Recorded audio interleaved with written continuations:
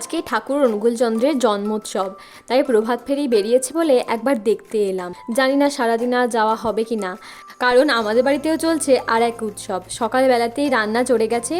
আজকে হচ্ছে বিয়ের আগের দিন, কিন্তু হলে কি হবে, আজ থেকেই একদম হই হই শুরু। এই যে এখন বসছি মুড়ি খেতে, আর বিকেলবেলা আমরা সবাই মিলে বেরিয়েছি গায়ে হলুদের কথা গোটা পাড়ায় বলতে। এই যে প্রথমে শিল্পাদি, তারপর মৌসুমি আর পূজাদিকে তো সবাই চেনে, আর তারপর আছে আমার মেজদি, আর শেষদিকে তো আগের ভিডিওতে সবাই দেখেছেন। বড়দি আজকে আসতে পারেনি। আমাদের মধ্যে এখন বড় হচ্ছে মেজদি, তাই মেজদির ওপরেই পড়েছে নিমন্ত্রণের দায়িত্ব। আর এই যে সন্ধেবেলা বাজনা এসেও হাজির, আর গরম গরম বোঁদে ছাকা হচ্ছে, তাই এক বাটি নিয়ে আমিও বসে পড়েছি। আর সন্ধেবেলায় বসেছে এখানে মহা আড্ডা। কাল ভোরবেলা কখন ওটা হবে, গায়ে হলুদ কখন হবে, এসব নিয়েই আলোচনা। আর সবাই মিলে বসে গেছি রাতের খাবার খেতে।